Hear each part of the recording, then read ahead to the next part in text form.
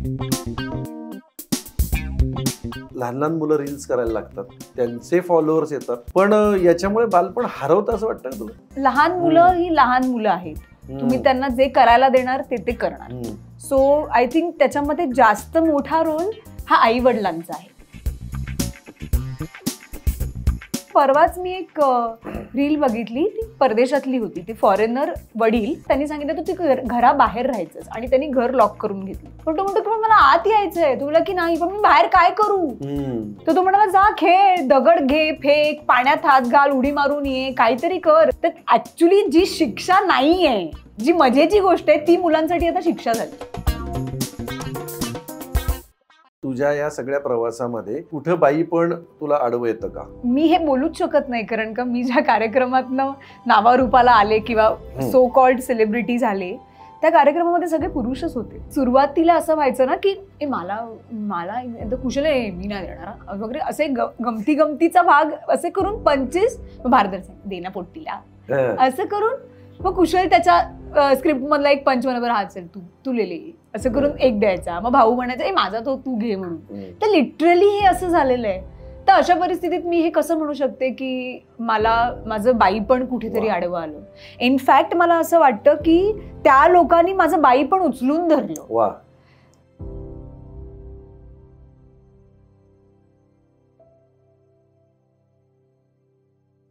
नमस्कार, मी विनोद Satav. R पारच्या woman की बात या आजच्या स्पेशल शोमध्ये मी आपलं सगळ्यांचं मनपूर्वक स्वागत करतो. आणि आपण दर एपिसोडमध्ये एका कर्तृत्ववान स्त्रीशी, एका कर्तृत्ववान मुलीशी गप्पा मारत असतो. आज जिच्याशी गप्पा मारणार आहोत तिच्याबद्दल जर काही सांगायचं तर अनेक सिनेमे येतात, अनेक कलाकृती येतात, आपल्यापर्यंत पोहोचतात आणि त्या कलाकृतीचं श्रेय हे त्याच्या पब्लिसिटीमध्ये असतंच. आणि त्या पब्लिसिटीमध्ये सगळ्यात जास्त हवा त्या कलाकृतीची गेले अनेक वर्ष एका शोमधून होत असते. आणि त्या शोमध्ये जी व्यक्ती किंवा जी मुलगी अतिशय टॅलेंटेड अशी ती मुलगी आहे आणि अनेक कलाकृतींचं प्रमोशन करणारा जरी शो असला तरी तिची स्वतःची एक अशी एक स्टाईल आहे, तिची स्वतःची एक पद्धत आहे, ज्या पद्धतीनं ती आपलं मनोरंजन करत असते. अशा श्रेया बुगडे हिच्याशी आपण आज गप्पा मारणार आहोत. Shreya, welcome. Thank you so much. पहिला प्रश्न माझा असा आहे की आज आपण इंटरव्ह्यू करणार आहे आणि यासाठी तू 200 किलोमीटर प्रवास करून इथपर्यंत स्टुडिओमध्ये पोहोचलेली आहेस, पण तुझ्या चेहऱ्यावर आत्ता कुठेही जाणवत नाहीये की तू प्रवास करून आली आहेस. ह्याचं श्रेय कोणाला देतेस तू? याचं खरं तर श्रेय मी हवाई उद्यालाच देते.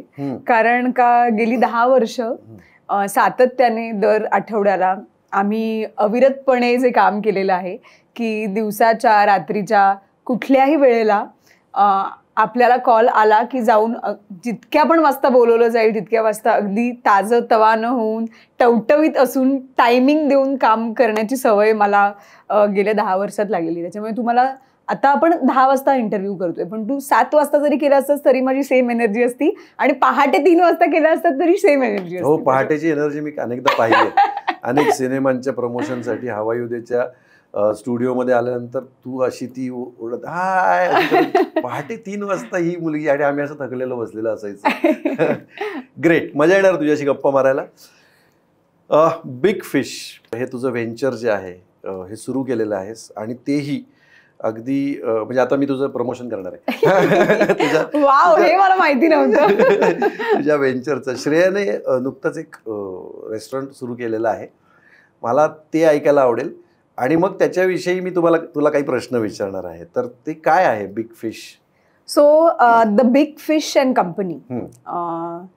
कोकणातली मी असल्यामुळे घरात सतत मासे आणि आई, मावशा, मामी सगळेजण उत्तम कुक असल्यामुळे एक असं हॉटेलमध्ये जाऊन जेवूया का असं फारसं व्हायचं नाही. म्हणजे वीकेंड्सला सुद्धा शनिवार रविवार माझ्या मावशा पुण्यातच राहायच्या, त्याच्यामुळे शुक्रवारी तर आई अशी संपता तिथनच मला घेऊन डायरेक्ट आम्ही पुण्याला यायचो. मासे तळण्याचे तो सगळा घमघमाट, तो खालपर्यंत आम्ही वर चढायचो तेव्हा खालपर्यंत ग्राउंड फ्लोअर पर्यंत पोहोचलेला असायचा. सो बेसिक खूप जिव्हाळ्याचा विषय मासे, नॉनव्हेज.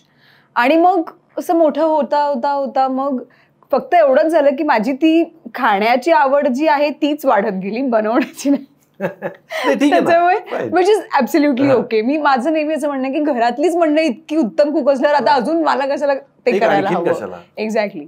सो ते झालं आणि मग प्रवास सुरू झाला. मग असं की आपण जिथे जातो, ज्या शहरामध्ये किंवा ज्या देशात, तर तिथे जाऊन मग तिथले पदार्थ ट्राय करायचे आणि असं सगळं. तरी सुद्धा असं पण म्हणतो ना की कम्फर्ट फूड काय असेल तर ते माशाचं सार, माशाची आमटी, एक तळलेली तुकडी, गरम भात, संपला विषय आउट. म्हणजे मला हे दिस इज एकदम मी सोल्ड आउट आहे ह्याला कम्प्लिटली. म्हणजे तू कधीही मला हे सांगितलंस तर येस विनोद दादा डन, असा ह्या प्लॅन वरती मी एका पायावर तयार होऊ शकते. सो हे सगळं असताना माझी मैत्रीण उज्ज्वल सामंत, तर ती स्वतः एक ऑन्टरप्रेनर आहे आणि तिच्या एका बिझनेसच्या एन्डॉर्समेंटसाठी मी तिची ब्रँड अँबॅसेडर होते.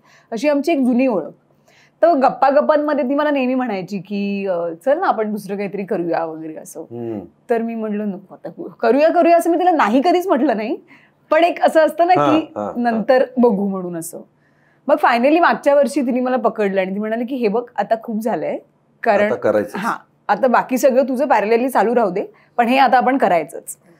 तर म्हटलं ठीक आहे. सो उज्ज्वल, मी आणि उज्ज्वलचा भाऊ यतीन खानोलकर असे आम्ही 3 जणांनी मिळून ते करायचं ठरवलं.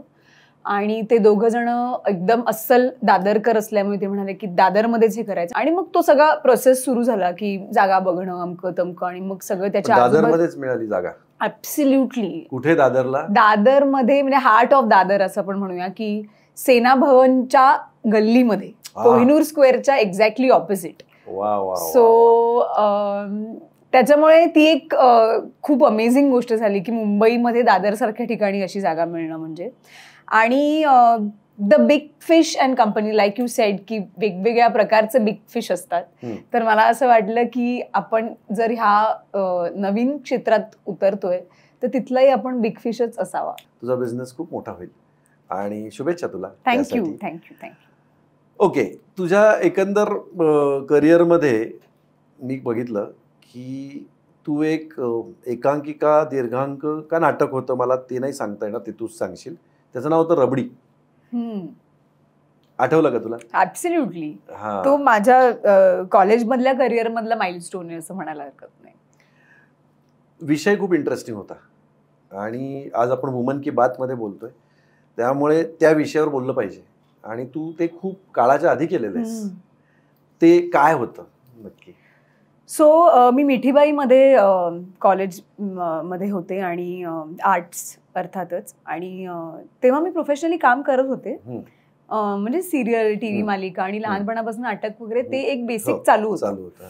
तर जेव्हा मी मिठीबाईमध्ये ऍडमिशन घेतली तेव्हा अर्थातच इंटर कॉलेजिएट करायचं होतं, कारण का मिठीबाईचं खूप नाव सुद्धा होतं. खूप बॉलिवूड ऍक्टर्स हे मिठीबाईचे ॲल्युमिनाय असल्यामुळे मी म्हटलं की तिथलं तर ड्रामा डिपार्टमेंट मस्त असणार. आणि माझी बहीण सुद्धा मिठीबाईमध्ये होती, पण तिचा काहीच कल ह्या सगळ्या डिपार्टमेंटमध्ये नसल्यामुळे ती बोलली की मला त्याच्यातलं काही माहीत नाही आणि तिथे खूप ते सगळं रॅगिंग आणि ते असं खूप सिनियर मुलं सोडूनच जात नाहीत आणि मग ते नवीन मुलांना चान्सेस देत नाहीत वगैरे असं तिने मला बरंच काय काय सांगितलं होतं. म्हटलं बघू तर काय होतंय म्हणून.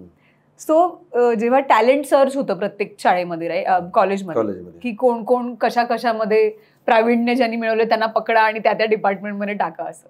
सो मी तिथे वाटेवरती काचाग मधलाच मोनोलॉग मी त्या टॅलेंट सर्चमध्ये केला होता. आणि ते केलं, मग मी जिंकले वगैरे असं सगळं झालं. आणि तिकडनं मग मला ड्रामा डिपार्टमेंटमध्ये घेतलं आणि मग हळूहळू आमचे सगळे कॉम्पिटिशन्स आणि सुरू झाल्या. पण माझ्या ग्रॅज्युएशनच्या वर्षी रबडी नावाची ही एकांकिका करायचं ठरलं, जी सरोगसीवरती होती.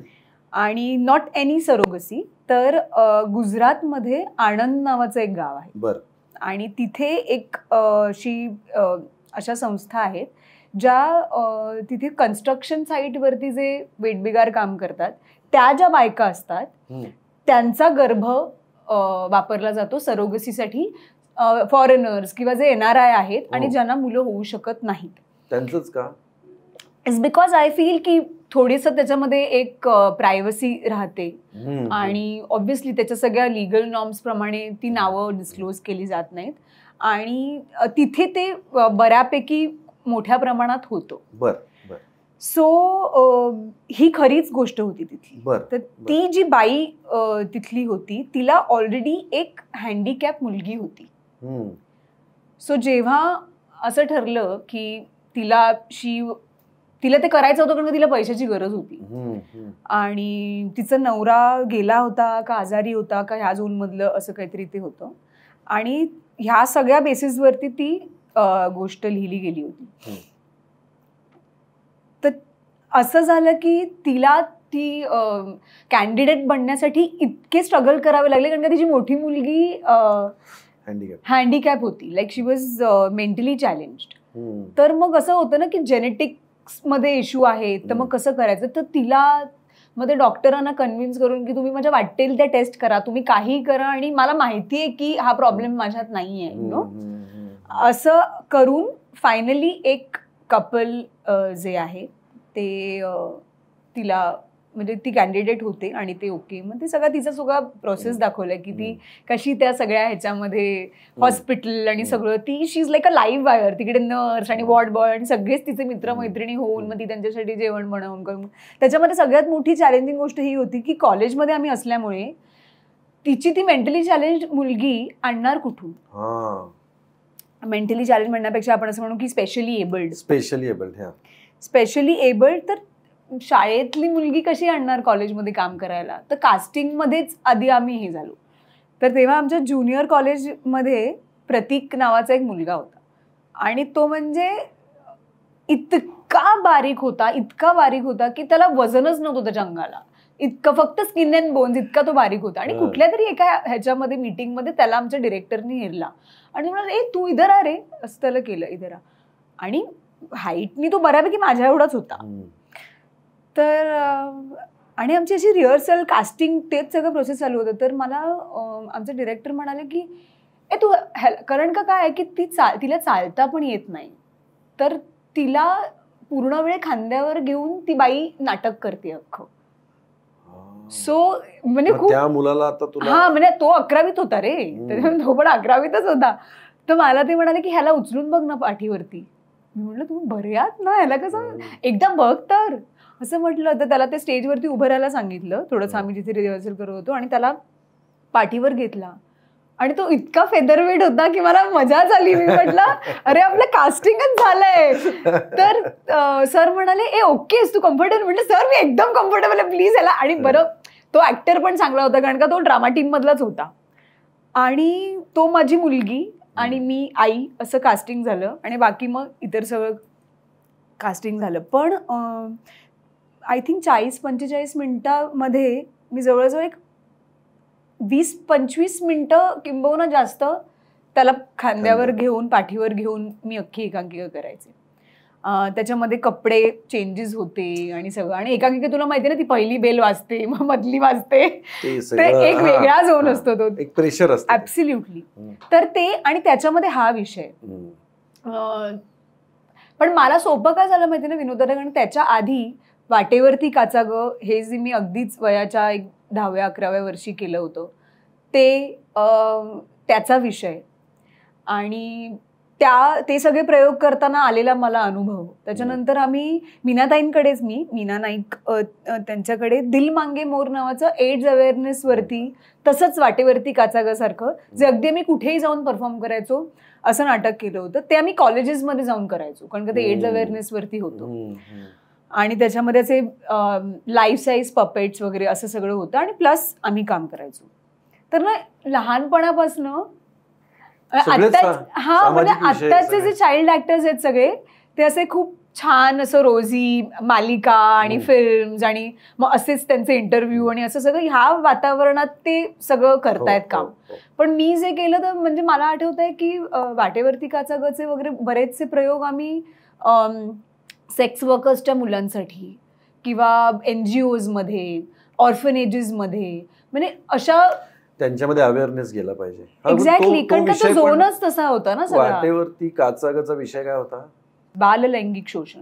आणि तेव्हा मी स्वतः बाल होते त्याच्यामुळे मी शाळेतच होते तेव्हा. आपण तेवढी समज पण नसेल ना की हे असं नाही. आणि काय होतं ना, तेव्हा जस्ट माझ्या शाळेमध्ये वगैरे सुद्धा एक पिरियड्स वरती अवेअरनेस आणि असं ते प्रॉक्टर अँड गॅम्बल मधली लोक आली आणि ती काहीतरी सांगा, असं एक थोडं सुरू होत होतं. बोलत कोणीच नव्हतं याच्याविषयी उघडपणे. हा, म्हणजे आई वगैरे एक मुलींना सांगत असेल की आता असं होईल वगैरे, असं ह्या झोन मध्ये गोष्टी सुरू झाल्या होत्या. तर त्या पिरियडमध्ये मी हे सगळं करत होते. जेव्हा मुलं जस्ट असं जाऊन कॉफी शॉप्स किंवा आईस्क्रीम पार्लर मध्ये आई बाबांचे, आणि तेव्हा मी स्वतः बाल होते. त्याच्यामुळे मी शाळेतच होते तेव्हा. आपण तेवढी समज पण नसेल ना की हे असं नाही. आणि काय होतं ना, तेव्हा जस्ट माझ्या शाळेमध्ये वगैरे सुद्धा एक पिरियड्स वरती अवेअरनेस आणि असं ते प्रॉक्टर अँड गॅम्बल मधली लोक आली आणि ती काहीतरी सांगा, असं एक थोडं सुरू होत होतं. बोलत कोणीच नव्हतं याच्याविषयी उघडपणे. हा, म्हणजे आई वगैरे एक मुलींना सांगत असेल की आता असं होईल वगैरे, असं ह्या झोन मध्ये गोष्टी सुरू झाल्या होत्या. तर त्या पिरियडमध्ये मी हे सगळं करत होते. जेव्हा मुलं जस्ट असं जाऊन कॉफी शॉप्स किंवा आईस्क्रीम पार्लर मध्ये आई बाबांची परमिशन घेऊन जायची, तेव्हा मी या नाटकाचे प्रयोग करायचे. सो आय थिंक माझा माइंडसेट तेव्हापासूनच हळूहळू खूप बदलत गेला. विचारांना पण एक वेगळी आय थिंक डेप्थ मिळाली, एक निरीक्षण आणि आजूबाजूचं होत. कारण का ते जग कम्प्लिटली वेगळं होतं ना. तू बघ ना की साधारण 13-14 वर्षाची मी असताना कामाठीपुरामध्ये जाऊन तिथल्या लोकांसाठी ते प्रयोग करणं, एकतर मुळात ते सगळं जग इतकं वेगळं आहे. कोण तिथं जातं, एक म्हणजे आणि बोलतही येत नाही, लोक तर बोलायचीही नाही त्याच्याविषयी, अजूनही बोलत नाही. तर मला असं वाटतं की कुठेतरी त्या सगळ्याचा एक इम्पॅक्ट माझ्यावरती होताच, म्हणजे माणूस म्हणून. आणि मग कॉलेजमध्ये दिस केम अलॉंग. त्याच्यामुळे त्या कॅरेक्टरला जी एक सेन्सिटिव्हिटी, एक इमोशनल जे ती गरजेचं होतं तिचं असणं ॲज अन आर्टिस्ट ऑल्सो, तर I think that really helped. आणि त्याच्यानंतर आय थिंक त्याच्यावर 1-2 सिनेमे सुद्धा आले, मी नंतर पाहिले. पण मी तुला खरं सांगते ना विनोद दादा, की ह्या सगळ्यामध्ये ना माणूस म्हणून मी खूप वेगळ्या पद्धतीने घडत गेली, समृद्ध होत गेली. हा, म्हणजे मला असं वाटतं की कुठलीही एक रॅन्डम मालिका करून किंवा रॅन्डम सिनेमा करून मी तशी घडले नसते की हे जे करत करत माझं झालं. हे समाजातला एक वेगळ्या स्तरावरचा, समाजातला असा एक दुर्लक्षित विषय असतो की ज्याच्याकडे आपण लक्ष देत नाही, पण तो असतो. त्याच्याकडे तुम्ही तुझ्या नाटकाच्या माध्यमातून तू आणि तुझ्या संपूर्ण ग्रुपने लोकांसमोर मांडलास, आणि ते करत असताना तुला तुझी एक समज येत गेली वेगळी. त्याचा आता उपयोग होतो. खूप मला असं वाटतं तुझी निरीक्षण शक्ती तिथून आली आहे का, सगळी ऑब्झर्व करायचं काय? ऍब्सोल्युटली. आणि फक्त कॅरेक्टरसाठी असं नाही, ती इनहेरंट होतीच माझ्यामध्ये, की नुसतंच लहान मुल म्हणून आपण कुठेतरी गेलोय, आपल्याला पिकनिकला नेलंय, सुट्टीवर गेलोय, तशी मी कधीच नव्हती. त्याच्यामुळे माझ्या घरात अजूनही मला चिडत होतं की तू कधी लहान नव्हतीच, तू मॅच्युअर.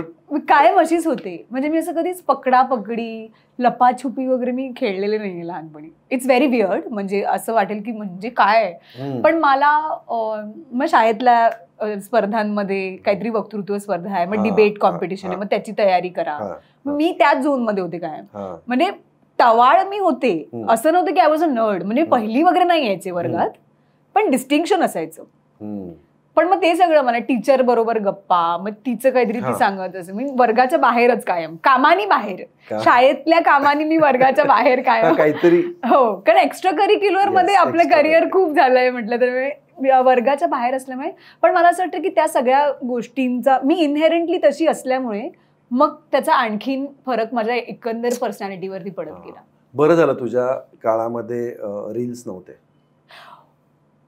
You sed it. मला तर असं वाटतं की मी म्हणजे खरोखर माझ्या आई वडिलांचे आभार मानते की त्यांनी मला अशा काळात जन्माला घातलं. त्यांचं टायमिंग इतकं परफेक्ट होतं खरोखर, की तेव्हा सोशल मीडिया नव्हतं, तेव्हा हे सगळं काही नव्हतं. आणि मला खरोखर असं वाटतं की आज मला असं वाटतं की माझं बालपण ऍक्च्युली जसं असायला हवं होतं तसंच गेलं. So I am very happy.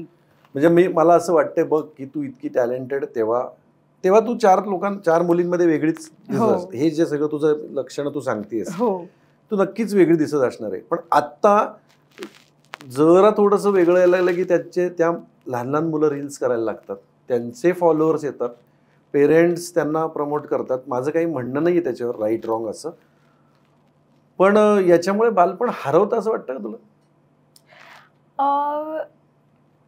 I don't no, मला असं वाटतं की त्या गोष्टीकडे बघण्याचे खूप दृष्टिकोन आहेत विनोदाला. म्हणजे फॉर एक्झाम्पल आता काही लोक जी आहेत की सोशल मीडिया एक फक्त आपण काय म्हणू एंटरटेनमेंटचा विषय म्हणून बघतात, की एक स्क्रोल करत दिवसभर किंवा दिवसातनं जेव्हा पण आपल्याला कधी वेळ मिळेल तेव्हा आपण ते बघतो आणि आपण तो विषय सोडून देतो. सो एक ती कॅटेगरी आहे. एक ही कॅटेगरी आहे की बघून फॉरवर्ड करणे, नुसते फॉरवर्ड करणे, मग त्याच्यावर चर्चा नाही. मग एक अशी कॅटेगरी आहे की फॉरवर्ड करणे आणि मग त्याच्यावर चर्चा करणे. सो त्याच्यात पण वेगवेगळ्या कॅटेगरीज आहेत. काही लोक अशी आहेत की ज्यांना काहीच फरक पडत नाही सोशल, म्हणजे आपल्या इंडस्ट्रीतली पण अशी लोक आहेत की जे म्हणजे आपली इंडस्ट्री तर त्याच्याशी डिरेक्टली लिंक्ड आहे. आता बऱ्याचशा गोष्टी प्रमोशनल किंवा कमर्शियल सुद्धा त्याच्यातनं तो आता लोकांच्या उदरनिर्वाहाचं सुद्धा एक खूप मोठं साधन प्लॅटफॉर्म ते झालेलं आहे. सो अशा वेगवेगळ्या कॅटेगरीज असताना मला असं वाटतं की ॲक्टर म्हणून आपण सोशल मीडिया वापरतो त्यांचा एक वेगळा माइंडसेट असतो. जे इन्फ्लुएन्सर्स आहेत ते जेव्हा सोशल मीडिया वापरतात त्यांचा एक वेगळा फोकस आहे. आता राहता राहिला प्रश्न लहान मुलांचा, तर लहान मुलं ही लहान मुलं आहेत. तुम्ही त्यांना जे करायला देणार ते करणार. सो आय थिंक त्याच्यामध्ये जास्त मोठा रोल हा आई वडिलांचा आहे की आपल्या मुलामध्ये टॅलेंट आहे, इट्स अ ग्रेट थिंग, पण वयाच्या कुठल्या टप्प्यावरती त्यांना ते एक्सप्लोर करायला द्यायचं किंवा त्याचं किती मार्केटिंग करून त्या गोष्टीचा कसा वापर करायचा. कारण प्रत्येक नाण्याच्या दोन बाजू असतात की कुठलीही गोष्ट आहे त्याचे पॉझिटिव्ह आहेत तसे त्याचे निगेटिव्ह सुद्धा आहेत. सो आई वडील म्हणून मला असं वाटतं की ही त्यांची जबाबदारी आहे आणि सब्जेक्टिव्हली त्यांना जसं जसं वाटतंय की आपली मुलगी किंवा आपला मुलगा आता एखाद्या सिरियलमध्ये आहे किंवा त्याला एखाद्या सिरियलमध्ये कोणीतरी कास्ट करावं म्हणून तो घरात जे करतोय बोलतोय ते शूट करून इंस्टाग्रामवरती टाकणं आणि तिथनं त्याचं काहीतरी फॉलोअर्स वाढवून त्याचं काहीतरी एक होईल म्हणून. सो मला असं वाटतं की there is no right or wrong, पण मला परसे असं वाटतं की कधी कधी it's a little too much, कारण थोडं ते जास्त होतंय असं मला वाटतं. कारण का मुलांना ऍक्च्युली आता असं वाटायला लागलंय, म्हणजे परवाच मी एक रील बघितली, ती परदेशातली होती, ती फॉरेनर वडील, म्हणजे आता हा रेफरन्स आहे म्हणून, आणि छोटा मुलगा, तर त्यांच्याकडे तो टाइम आउट असतो की काहीतरी चूक केली की मग आता रूमच्या बाहेर यायचं नाही 2 तास किंवा असं एक त्यांच्याकडे शिक्षा देतात आधीपासून. आपल्याकडे काय ते गप्पा बस वगैरे असं करून तसं बोलवतात, तसं ते आरडाओरडा करत नाही. त्यांना सांगतात की आता आज दिवसभर तू खोलीच्या बाहेर यायचं नाहीस, अशी शिक्षा. तर त्या वडिलांनी त्या मुलाला, एक 7-8 वर्षाचा मुलगा होता, काय शिक्षा दिली असेल की तू घराच्या आत नाही राहायचं. जनरली आपल्याकडे काय शिक्षा देतात की खेळायला जायचं नाहीस, बरोबर. तर त्यांनी त्याला काय सांगितलं, आत्ताच्या काळातल्या मुलांना त्यांनी सांगितलं तू घराबाहेर राहायचंच, आणि त्यांनी घर लॉक करून घेतलं.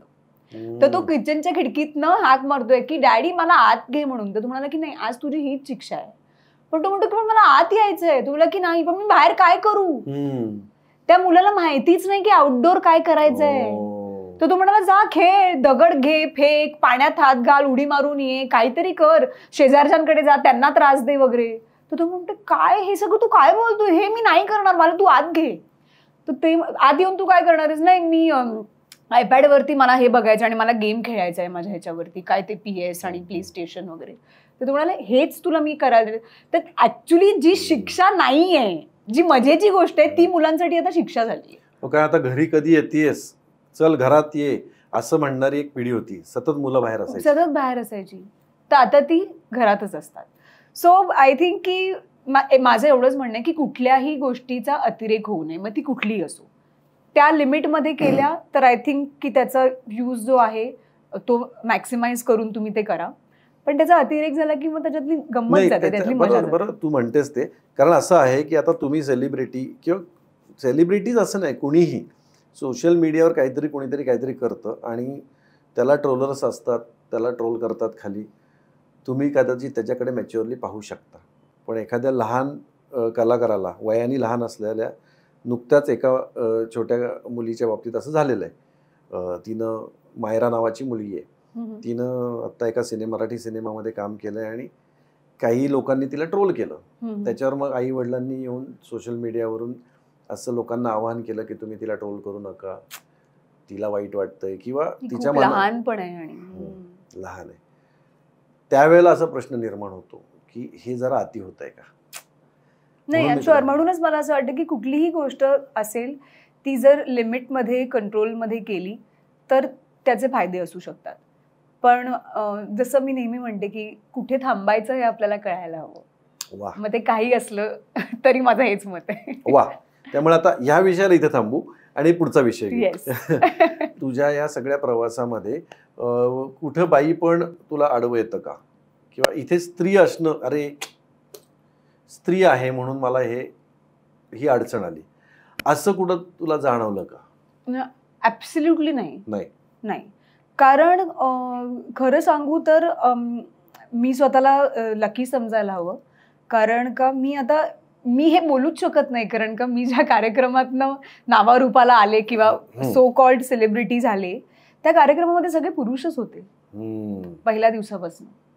आणि जेव्हा मी तो कार्यक्रम करायला सुरुवात केली तेव्हा सुद्धा एका सेकंदासाठी सुद्धा माझ्या मनामध्ये हा विचार आला नाही की अरे इथे काही होऊ शकतं. कारण एक तर वयाने मी सगळ्यांपेक्षा लहान, त्यात मी मुलगी. तर हा विचार पण कधी मला क्रॉस झाला नाही. कारण का माहित नाही, म्हणजे कदाचित माझी तो तसा माझा थॉट प्रोसेस नव्हताच कधीच.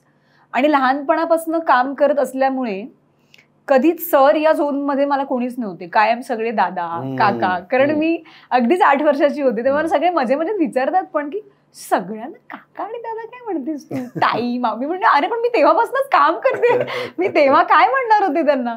सो आता इंडस्ट्रीतली निम्मी लोक माझ्यासाठी ताई काका मावशी दादा ह्याच लेवलवरती आहेत. कारण खरोखरच मी तेव्हा तेवढी लहान होते. आणि हवाई योद्धाच्या बाबतीत तुला मी सांगायचं झालं तर ऍब्सोल्युटली उलट आहे. मला जिथे जिथे शक्य झालं तेव्हा त्या सगळ्यांनी मिळून पुढे केलं, रादर देन की हे वेगळं, हीच स्टोरी वेगळी मी तुला आज सांगू शकत असते जर माझ्या बाबतीत काही वेगळं घडलं असतं तर हे ऍब्सोल्युटली उलट झालं. इनफॅक्ट मी बऱ्याच मुलाखतींमध्ये सांगितलंय की त्यांनी मला त्यांच्या ताटातला घास म्हणजे स्क्रिप्ट मधले पंचीस मला काढून दिलेले आहेत. सुरुवातीला असं व्हायचं ना की कोणाच्या तरी वाटायला कमी पंचीस आले आहेत कोणी, तर बऱ्यापैकी मी काहीतरी करायचे आणि मेन रोलमध्ये तेच असायचे सुरुवातीला. कारण का आम्ही पण साचपडून बघत होतो की काय चाललंय काय नाही. तर मला कुशल आहे मी नाही देणार वगैरे असे गमतीचा भाग असे करून 25 भारदर देना पोट्टीला असं करून मग कुशल त्याच्या स्क्रिप्ट मधला एक पंच म्हणा, हा चल तू लिहिले असं करून एक द्यायचा. मग भाऊ म्हणायचा माझा तो तू घे म्हणून. तर लिटरली हे असं झालेलं आहे. तर अशा परिस्थितीत मी हे कसं म्हणू शकते की माझं बाई पण कुठेतरी आडवं आलं.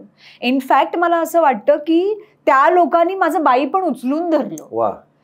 ते म्हणाले की ही, आणि लिटरली मी तुला सांगते की बऱ्याच मुलाखतींमध्ये आम्ही परदेशात किंवा महाराष्ट्र दौरा भारत दौरा जेव्हा केला तेव्हा ते असं व्हायचं की तुमच्या सगळ्यांमध्ये एकच स्त्री आहे. आणि स्नेहल वगैरे तर खूप नंतर आली, बरीच वर्ष आधी मी एकटीच होते. तर काय सांगाल तुम्ही असं त्यांना विचारल्यावरती असं सगळेजण स्त्री कोण आहे असं करून असं सगळेजण करायचे. सो त्यांनी सुद्धा मला कधी तो जेंडर बायस मुळातच काम करताना तिथे कधी नव्हता. आणि माझ्यापेक्षा जास्ती त्यांनी स्त्री भूमिका केलेल्या असल्यामुळे ते तर कधी झालंच नाही. सो माझ्या बाबतीत खूप उलटी अख्खी गोष्ट. त्याच्यामुळे मी अजिबात असं म्हणणार नाही. इनफॅक्ट त्यांनी माझं बाई पण उचलून धरलं आणि जिथे जिथे त्यांना पॉसिबल झालं तिथे तिथे त्यांनी मला पुढे करून मला सपोर्ट केला. म्हणजे मी नेहमी म्हणते की प्रत्येक पुरुषाच्या मागे, त्याच्या सक्सेसच्या मागे एक स्त्री असते. माझ्या ह्या स्त्रीच्या मागे 5 पुरुष होते. ओ वा वा वा वा वा, क्या बात आहे. काय छान स्टेटमेंट केलंस. हे सगळा हवाई योद्धेचा प्रवास 10 वर्ष तुम्ही एकत्र काम केलं. 10 वर्ष ना? हो, 10 वर्ष. प्रत्येक मंगळवारी तुमचं शूट, त्याच्या आधी सोमवारचा रिहर्सल, मंगळवारी शूट, ते पहाटेपर्यंत चालणार, दौरे, त्यानंतर दौरे, प्रमोशन्स, असं सगळं. आणि अचानक आता तुझी वाट वेगळी आहे. तर हे सगळं मिस करतेस का तू? खरं सांगायचं तर तो आता माझ्या इतक्या रोजच्या रुटीन मधला भाग झाला की अजून हवाई योद्धाचं शूटिंग संपूनच हार्डली काही महिने, म्हणजे मार्च पर्यंत आम्ही शूट करतच होतो. सो हार्डली 1 महिनाभर 1.5 महिना असा झालाय. सो ते माझ्यातनं काही गेलेलं नाहीये अजून आणि ते काही सिंक इन झालेलं नाहीये अजून की ते संपलंय किंवा आता आम्ही एक ब्रेक घेतलाय. तो ब्रेकच आहे, बिकॉज सूनर ऑर लेटर ते परतच येईल. आणि त्या ब्रेकमध्ये म्हणजे आपण जो म्हणतो की तो एक सबॅटिकल जो घेतला त्याच्यामध्ये बरोबर ही प्लेसमेंट झाली की बिग फिशचं सगळं काम, त्याचा लॉन्च, त्याच्या आजूबाजूनी होणाऱ्या सगळ्या गोष्टी. सो मला असं वाटलं की हे मी जरी प्लॅन केलं असतं ना तरी ते झालं नसतं, इतकं ते सगळं प्लॅन झालंय.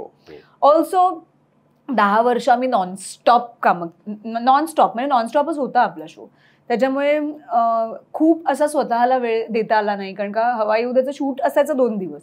मग त्याच्यानंतर त्याच्या अनुषंगाने ज्या सगळ्या गोष्टी यायच्या की कार्यक्रम, इव्हेंट्स, अमकं तमकं, अवॉर्ड फंक्शन्स, आणि तर त्याच्यामध्ये बाकीचे 5 दिवस जायचे. सो एक 10 वर्ष सातत्याने विदाऊट अ ब्रेक आपण जेव्हा काम करतो तेव्हा हा ब्रेक मच निडेड वाटतो. कारण का सगळ्यांनाच थोडंसं आपण म्हणतो ना की सर्व्हिसिंग, गाडी चालली आणि X किलोमीटर केल्यानंतर तुझं सर्व्हिसिंग ड्यू आहेच. तर ते सर्व्हिसिंग ऍक्च्युली कधीच ड्यू आमचं होऊन, लॅप्स होऊन, परत ड्यू, परत लॅप, असं करून आय थिंक एक फायनली हा ब्रेक मिळाला, which is I am absolutely. आणि मी शूटिंग मिस करते, पण आम्ही सगळेजण टचमध्ये आहोत त्याच्यामुळे तो एक भाग नाही. त्याच्यामुळे शूटिंग मी डेफिनेटली मिस करते.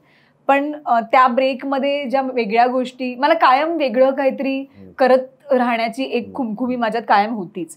म्हणजे जेव्हा मी हिंदी सिरियलमध्ये काम करायचे तेव्हा मी गुजराती नाटक करायचे, मग एक मराठी सिरियल करायचे, त्याच्यामुळे लँग्वेजेस पण वेगवेगळ्या करणं असं पण मी केलं. गुजराती पण केलं? गुजराती, हो, कमर्शियल. त्याच्यामुळे हे पण मी तसंच घेते की हा जो ब्रेक आहे तो ऍब्सोल्युटली ऑप्टिमम त्याचा सगळा यूज होतोय. स्वतःला वेळ द्यायला मिळतोय, फॅमिलीला वेळ द्यायला मिळतोय, जोही गेल्या 10 वर्षात अगदीच सगळ्यांनीच मला सोडून दिलं होतं की जा बाबा कर, काय करतेस ते. सो तेही सगळं होतंय. So I think it's great. वा, ठीक आहे. पण मग तू आता निलेशचा नवीन शो आहे त्यात तुला पण बोलवलं असेलच? नाही, ऍक्च्युली असं आहे की तो डिसिजन प्रत्येकाचा इंडिव्हिज्युअल होता. आणि मी माझ्या वाहिनीबरोबर कॉन्ट्रॅक्टमध्ये असल्यामुळे ते मी करू शकले नाही. रेस्ट एव्हरीबडी त्यांचं एक चॅनल आणि त्यांचं प्रत्येकाशी बोलणं झालं होतं. सो आय थिंक तो डिसिजन त्या लोकांनी घेतला, एव्हरीबडी चोज. आणि मला असं वाटतं की ब्रेक होता तर प्रत्येकाने स्वतःनी काय काय करायचं तसं काय काय सगळ्यांनी ठरवलं होतं.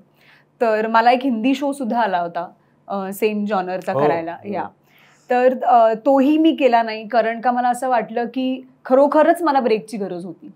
त्याच्यामुळे मी म्हटलं की इमिजिएटली परत त्या आपण काय म्हणतो त्या प्रोसेसमध्ये परत जायला मी स्वतःच रिफ्रेश झालेले नव्हते. त्याच्यामुळे तिथे गेल्यावरती सुद्धा मी खरोखर काही नवीन देऊ शकणार होते का पुन्हा इथलं सगळं रेपिटेटिव्ह मला तिथे करावं लागणार होतं. तर ते खरं तर मला करायचं नव्हतं, कारण मला खरोखरच एक आपण म्हणतो ना की थांबून पुन्हा एकदा नव्याने फ्रेश काहीतरी नवीन आयडियाज, नवीन कॅरेक्टर्स, असं काहीतरी, किंवा काहीच नाही तर क्लीन स्लेटनी परत सुरुवात करायची.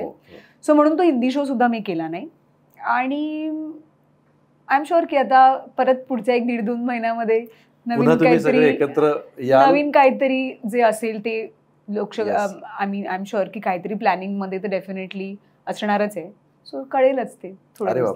मला असं वाटलं आपल्या चॅनलवरून तू आता एक ब्रेकिंग नाही, मला माहिती असतं तर मी ते तू चॅनलला आपल्या न्यूज ब्रेक केली असतीस की चला हवाई उद्याचे कलाकार. माझी तर इच्छा अशीच आहे की चला हवाई उद्या हे पुन्हा लवकरात लवकर सुरू व्हावं, आणि ते होईलच. येस. श्रेया, आपण तुझ्या या सगळ्या कलाकृतींमधून जसे तू सामाजिक विषय मांडलेस आणि आपण आता वुमन की बात मध्ये आपण गप्पा मारतो, त्याच्यामधला एक महत्त्वाचा विषय मगाशी आपण बोलत असताना की महिलांच्या बाबतीमध्ये, मुलींच्या बाबतीमध्ये स्पेशली तू मगाशी उल्लेख केलास की मुलींचे पिरियड्स या विषयावर अजूनही ओपनली बोललं जात नाही किंवा त्याला काहीतरी एक वेगळं स्लँग वापरली जाते. याच्यावर तुझं काय म्हणणं आहे? मी जसं म्हणाले ना मगाशी की प्रत्येक विषयाचा किंवा प्रत्येक गोष्टींवरती सगळ्यांची स्वतःची मतं असतात. जसं आज तू मला इथे बोलवलंयस माझी मतं मांडण्यासाठी.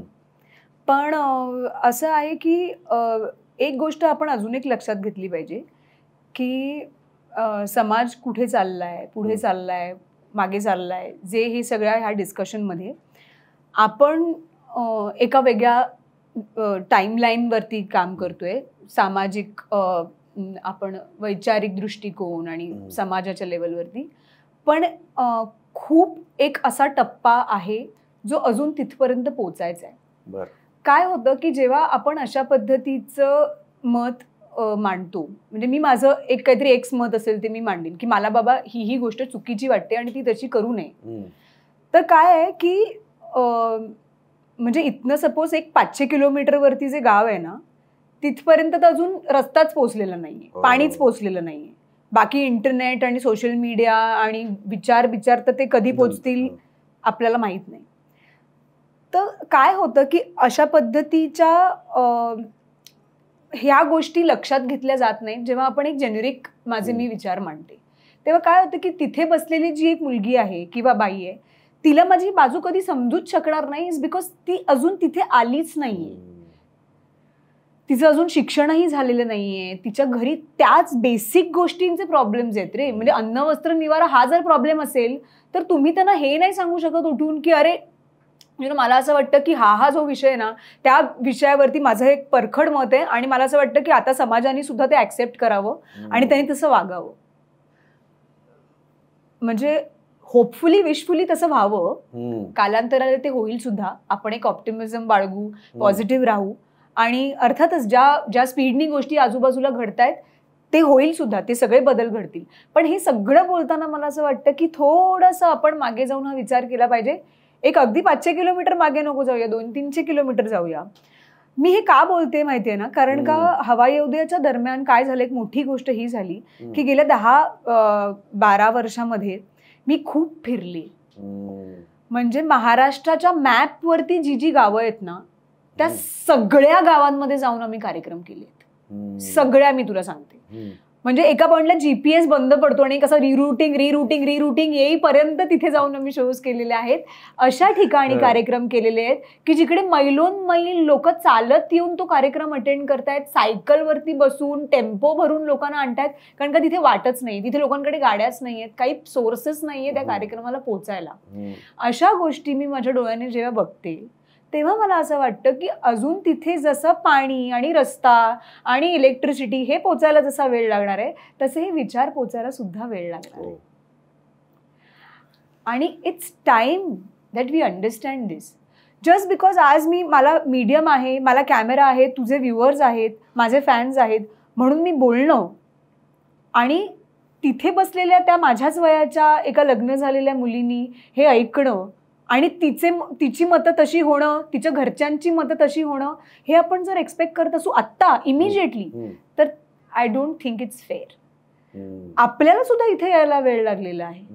मला सुद्धा माझे हे विचार असे परखडपणे कुठल्या तरी इतक्या मोठ्या डिजिटल प्लॅटफॉर्मवरती मांडायला वेळ लागलेला आहे. सो मला असं वाटतं की प्रत्येक स्तरावरती तो वेळ लागणार. जसं आपण म्हणतो की समाज बदलण्यासाठी एक काळ लोटावा लागतो, तसं तो टप्प्याटप्प्याने लोटत जातो आणि मग हळूहळू आपण हे जे सगळे चेंजेस आहेत ते बघत आलेलो आहे आता. तर मला असं वाटतं की त्यांना तो वेळ आपण द्यावा आणि आत्ता आपण हे सगळं त्यांच्यावर लादू नये. आपण हे आपण करू शकतो की मी जर त्या पोझिशनवरती आहे की आज जर मी 4 चांगल्या गोष्टी सांगितल्या तर माझ्या वयाच्या मुली त्या ऐकणार आहेत. आणि श्रेयाताई तसं बोलली होती की ती त्या इंटरव्ह्यू मध्ये तसं बोलली होती, मला खरंच खूप तिचे विचार आवडले होते. आणि जर त्या एक सपोज 10 मुलींपैकी एका मुलीने सुद्धा असं म्हटलं ना की मला तसं करायचंय, मी मोठी होऊन ती जसं म्हणत होती ना, तरी सुद्धा खूप आहे.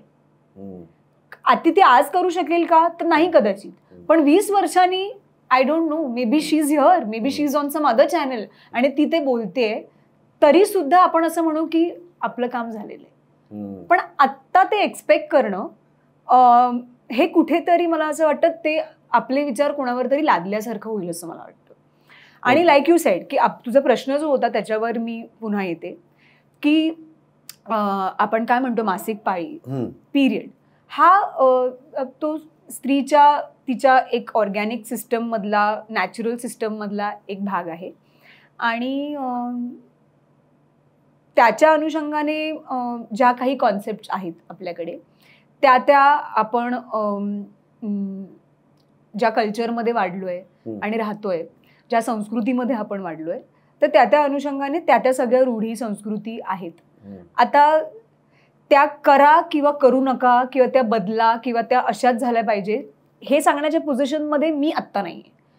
मला असं वाटतं की त्या वेळेला ती समज तशी येत जाते, कारण का तसे अनुभव आपल्याला दिसतात, आपल्या समोर होतात आणि लोक आपोआप शहाणी होत जातात असं मला वाटतं. आपल्याच घरची मंडळी, नातेवाईक ज्या विषयावरती बोलायचं नाही ते आता आपल्या डायनिंग हॉलमध्ये 20 वर्षांनी मी बघते की त्याची चर्चा होते. करेक्ट. सो असे खूप टॅबू असलेले विषय आहेत, डिवोर्स, मासिक पाळी किंवा XYZ असे खूप विषय आहेत की ज्याच्यावरती घरी उघडपणे बोललं जायचं नाही. पण ज्या घरात मी ते बघत होते त्याच घरामध्ये आता त्या विषयांवरती उघडपणे बोललं जातं. सो आय थिंक जसं मी तुला म्हटलं तसं going back to the same की त्याला वेळ द्यायला हवा, कारण का जसं आपण ग्रो होतो तसे आपले विचार ग्रो होतात आणि हळूहळू लोकांना ते समजत जातं की आपलं चुकलं. आपण कितींदा म्हणतो सुद्धा आपल्या आजूबाजूला, तू आणि मी पण, म्हणजे तुझी पण आता लेक आहे तर तू असं पटकन म्हणशील की यार तेव्हा माझं चुकलं यार, है ना, आपण तसं नव्हतं. म्हणजे तू तुझ्या बायकोला असं म्हणू शकशील की आपण तेव्हा तसं नव्हतं करायला पाहिजे. इव्हेंच्युअली यू विल रिअलाइज काहीतरी होईल. आता तर आपण तर सगळ्या वेगळ्या सर्कलमध्ये वावरतो तरी सुद्धा आपल्याकडनं काही गोष्टी अशा घडतात किंवा बोलल्या जातात. सो आय फील की त्या सगळ्याला एक वेळ दिला पाहिजे आणि प्रत्येकाचं मत असण्याचं त्याला त्याची मुभा असली पाहिजे. मला एखादी गोष्ट वाटते म्हणून आज मी उठून एक समाज बदलायला निघणं वगैरे ह्या गोष्टी मला पटत नाहीत. मला असं वाटतं की ज्यांना मी इन्फ्लुएन्स करू शकते चांगल्या विचारांनी त्यांना मी डेफिनेटली करीन. मग आता त्यांनी ते आत्मसात करून पुढे त्याचं काय करायचं हा एक त्यांचा सब्जेक्टिव्ह वेगळा विषय असं मला वाटतं. वा, नाही पण तुला जे वाटतंय ते महत्वाचं आहे, कारण आज या इंटरव्ह्यूमध्ये मी तुझ्याकडे एक थॉट लीडर म्हणून बघतोय. तू एका विशिष्ट लेवलला आता आलेली आहेस आणि तुझा एक फॉलोअर आहे ज्यांना तुझी कला आवडते, ज्यांना तुझं बोलणं आवडत असेल, वेगवेगळ्या लोकांना काही आवडत असेल.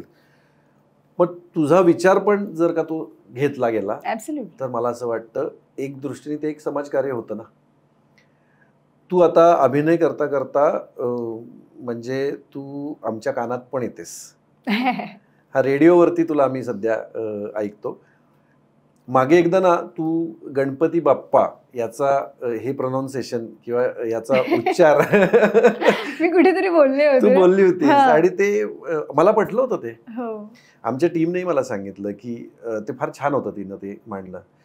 बऱ्याचदा असं होतं ना की आता आपल्या मराठी इंडस्ट्रीमध्ये सिरियल करताना किंवा वेगवेगळ्या त्यांच्या ज्या काही जाहिराती सिरियल ज्याच्यात ते काम करतात, मराठी भाषा आणि त्याचे उच्चार काही शब्दांचे तर ठीक आहे चलता है यार असं होतं, पण तू ते अधोरेखित केलं होतंस. अरे ते इतकं कानाला खटकत होतं. एकतर बाप्पा माझ्या प्रचंड जवळचा असल्यामुळे तो दुसरा कुठला शब्द असता तर मी एक वेळेस जसं तू म्हणालास असं असे खूप शब्द आपल्या कानावर पडतात ते चुकीचे असतात आणि आपल्याला ते काय बोलताय ते असं होतं. पण सातत्याने गणपतीचे दिवस सुरू झाले आणि मी एकदम मोठी रेडिओ फॅन आहे. माझ्या गाडीमध्ये मी रेडिओच ऐकते. तर आधी आता घरी ऐकायला मिळायचं पण आता काही घरी रेडिओ ऐकायला मिळत नाही. आधी तर ते जुन्या फोनमध्ये पण असायचे रेडिओ, आता तेही असत नाही. त्याच्यामुळे गाडी आता हा एकमेव जरिया राहिलेला आहे रेडिओ ऐकण्याचा. मी प्रचंड रेडिओ फॅन आहे आणि मी सगळ्या चॅनलचं सगळं ऐकत असते. तर तेही मी रेडिओ जॉकी कसे बोलतात वगैरे हे माझं सायमल्टेनियसली चालू असतं. तर हे गणपतीचे दिवस सुरू झाले ना की ऑडली सगळे रेडिओ जॉकी एक बप्पा नावाने जे काय सुरू करतात, हा म्हणजे हिंदी रेडिओ जॉकी जर ते म्हणत असतील तर मी तरी त्यांना एक म्हणेन की ठीक आहे, कारण का गणपती बाप्पा हा मुळात मराठी शब्द आहे, if I am not wrong. बरोबर, बाप्पा हा मराठी शब्द बरोबर. तर आता हिंदी जे आरजे आहेत आपण त्यांना म्हणूया की ठीक आहे यार, त्यांना एक बेनिफिट ऑफ डाऊट की ती त्यांची भाषाच नाहीये, ओके.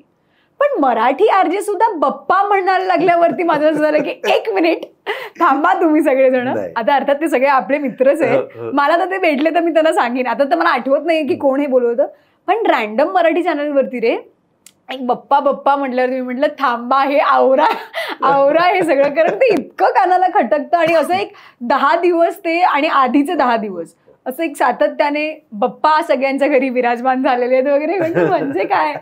सो हा ते करेक्ट केलंस.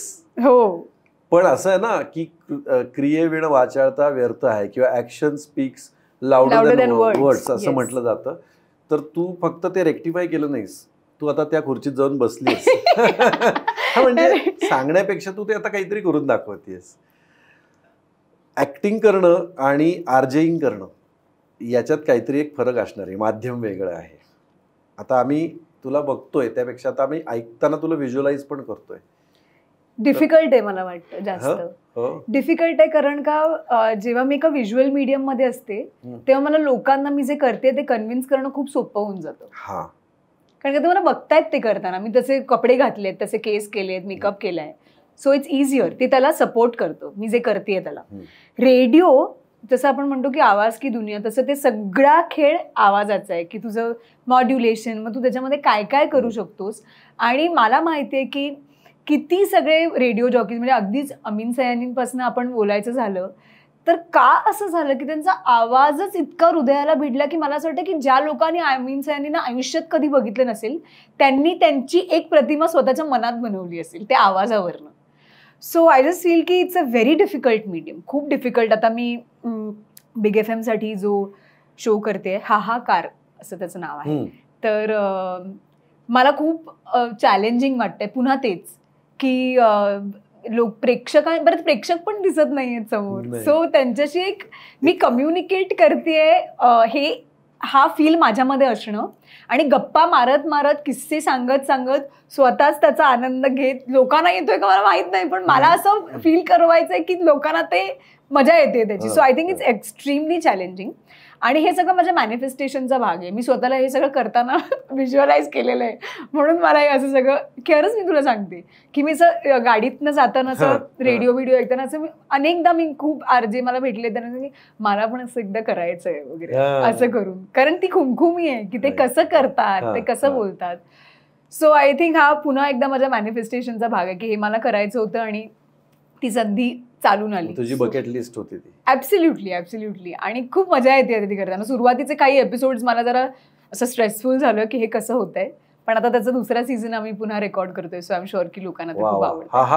हाहाकार. सो आरपार नावाचा समजा रेडिओ चॅनल असेल आणि वुमन की बात तुम्ही ऐकताय, वुमन की बात, तर हे तू कसं हे करायचंच आहे तुला आता करायचं, तर ते कसं करशील तू आरजे म्हणून ना? अच्छा अच्छा, आता मला आरजेची मिमिक्री करावी लागणार आहे म्हणजे तुझ्या स्टाईल मध्ये रोल टू प्ले. नमस्कार, मी श्रेया बुगडे आणि तुम्ही ऐकताय मला आर पार या तुमच्या आवडत्या चॅनलवरती. आणि मी घेऊन आलेले आहे तुमचा आवडता कार्यक्रम म्हणजेच वुमन की बात. येस, तुमच्या माझ्या मनातली बात, आईच्या मनातली, काकीच्या मनातली, आपल्या बहिणीच्या मनातली, आपल्या सगळ्यांच्या मनातली बात आपण इथे करत असतो. आणि मला माहिती आहे तुम्ही सगळेजण उत्सुक आहात की आज मी कुठल्या वुमनची बात करणार आहे.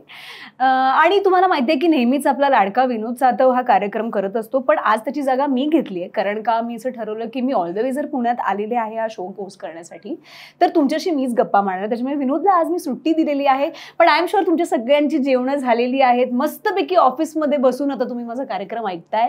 तेव्हा आज जी मी वुमन की बात मध्ये बात करणार आहे ती तुम्ही घरी गेल्यावर तुमच्या वुमनची सुद्धा करा, असं स्टे ट्यून्ड. भारी आहे. हो, एक म्हणजे एनर्जी बदलली पहिली गोष्ट. आता इतक्या वेळ आपण जे बोलत होतो एनर्जी आणि टोन, वा, म्हणजे हे रेडिओ माध्यम मी डोळे बंद करून ऐकत होतो, म्हटलं कसं वाटतंय. अरे वा वा, खूप मस्त. थँक्यू. श्रेयाचा शो नक्की ऐका. आता आपण बिग FM चं पण प्रमोशन करतोय. सो हाहाकार म्हणजे खरंच मी तुला सांगू का आता एक व्हेरी फ्रँकली, इतकी वर्ष जे सगळ्या सिनेमांचे, वेब शोजचे प्रमोशन करून करून करून फायनली जेव्हा माझ्या कुठल्या व्हेंचरची आणि कार्यक्रमाची प्रमोशन करायची वेळ आली तेव्हा मी असं म्हणत होते की आता तेव्हा तर आता माहित नाही ना माझं कधी काय आता सुरू होईल आणि मग हवा येऊ द्या आणि मग माझं प्रमोशन कोण करणार. तर खरोखर कुणालाही न सांगता, आणि मला प्रेक्षकांना सांगायचं की हे काहीच ठरलेलं नसताना या आरपारच्या सगळ्या टीमनी माझ्या या सगळ्या व्हेंचर्सचं जे हे प्रमोशन केलं त्याच्यासाठी मी तुमचे खरोखर मनापासून आभार मानते. हे बघ काय माहितीये का की आत्तापर्यंत मी लीड मीडियाच्या माध्यमातून सिनेमाचं प्रमोशन करत आलो.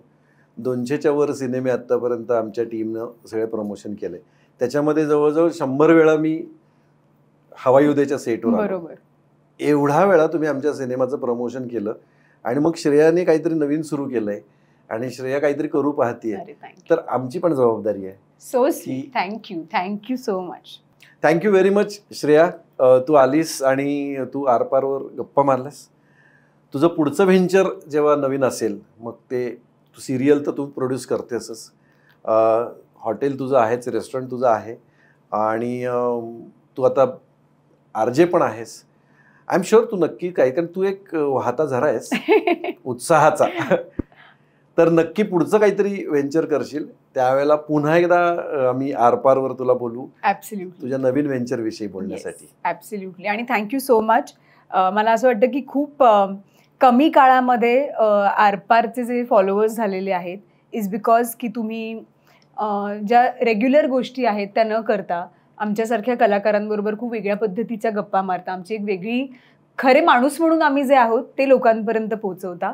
आणि असेच तुमचे सगळे छान छान एपिसोड्स आम्ही बघत राहू. आणि हक्कानी मी जेव्हा नवीन काहीतरी आता करीन तेव्हा मी आता इथे येईन. सो थँक्यू सो मच पुन्हा एकदा. थँक्यू. नमस्कार, मी श्रेया बुगडे. आज मी आलेले आरपारवरती वुमन की बातमध्ये तुमच्याशी गप्पा मारायला. तर हा एपिसोड तुम्ही नक्की बघाच, पण माझ्यासारख्या माझ्या इतर मैत्रिणी ज्या अत्यंत कर्तृत्ववान आहेत त्यांच्यासुद्धा मनातल्या गोष्टी तुम्हाला ऐकून घ्यायच्या असतील तर नक्की नक्की आमचे एपिसोड्स बघा आणि आरपारला सबस्क्राईब करा.